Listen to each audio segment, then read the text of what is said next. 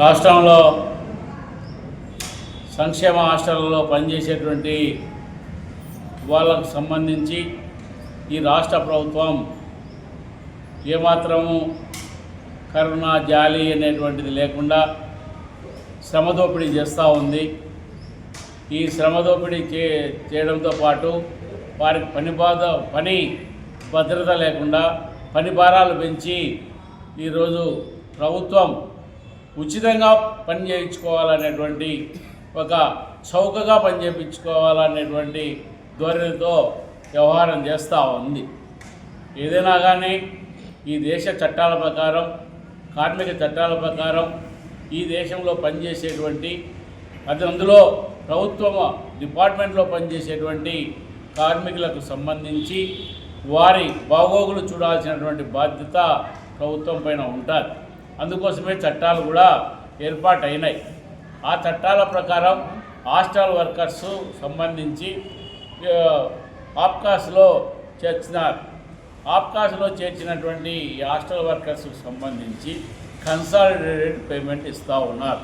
15,000 రూపాయలు ఇస్తూ ఉన్నారు. అంటే ఏ జబ్బు వచ్చినా కానీ ఎర్రమందు వేసుకునేటువంటి పద్ధతిలో ఏ పని చేసినా కానీ 15,000 రూపాయలు మాత్రమే ఇచ్చేటువంటి పరిస్థితి. అదే పని చేస్తూ ఉంటే అదే పని చేసేటువంటి వారికి రెగ్యులర్ ఉద్యోగులకు ఎక్కువ జీతం వస్తూ ఉంది. సుప్రీంకోర్టు ఏం చెప్తా ఉంది? సమాన పనికి సమాన వేతనం ఇవ్వమని చెప్పి ఈ దేశ సర్వోన్నత న్యాయస్థానం ఇచ్చినటువంటి తీర్పు ఏదైతే ఉందో సమాన పనికి సమాన వేతనం, అది కూడా పెరెన్నియల్ వర్క్లో నిరంతరం కొనసాగేటువంటి వర్క్లో సమాన పనికి సమాన వేతనం ఇవ్వాలని చెప్పి సుప్రీంకోర్టు చెప్తే దాన్ని కూడా ఖాతరు చేయడం లేదు. ప్రభుత్వమే ఖాతరు చేయడం. కోర్టు చెప్పినటువంటి తీర్పులను ప్రభుత్వమే ఖాతరు చేయకపోతే ఇంకా ప్రైవేటు సంస్థలు ఏం ఖాతరు చేస్తాయి? మీరు చెప్పేటువంటి కనీస వేతనం 26,000 అనేటువంటిది ప్రభుత్వం ఒక కుటుంబం బతకాలంటే 26,000 అవసరం అని చెప్తా ఉన్నటువంటి మీ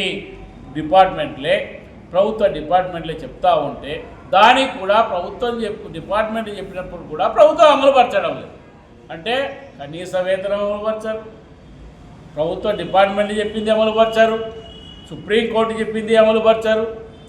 అదే పద్ధతిలో ఈ దేశంలో గ్రాట్యుటీ చట్టం ఒకటి కాలబడి ఉంది. గ్రాట్యుటీ చట్టానికి సంబంధించినటువంటి రూల్స్ అండ్ రెగ్యులేషన్స్ ఒక నెల పని చేసినా కానీ గ్రాట్యుటీ అప్లై అవుతుంది అని చెప్పేసి చెప్తా ఉన్నారు, కోర్టులు చెప్తా ఉన్నాయి. అదేవిధంగా చట్టం చెప్తా ఉంది, కానీ గ్రాట్యుటీ అప్లై కాదు.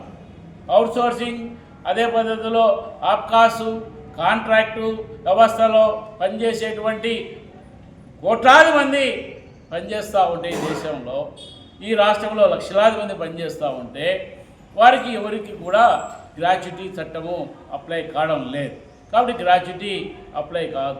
రిటైర్ 10 ఏళ్ళు 20 ఏళ్ళు 25 ఏళ్ళు పనిచేసిన తర్వాత ఒట్టి చేతులతో ఇంటికి పంపించేటువంటి దుస్సాంప్రదాయానికి ప్రభుత్వమే దోపిడీకి ఒడిగడితే ఇంకా ప్రైవేటు వ్యక్తులకు, కార్పొరేట్ శక్తులకు ఇది బాగా బార్లా డోర్లు తెరిచినటువంటి పరిస్థితి అవుతుంది. కాబట్టి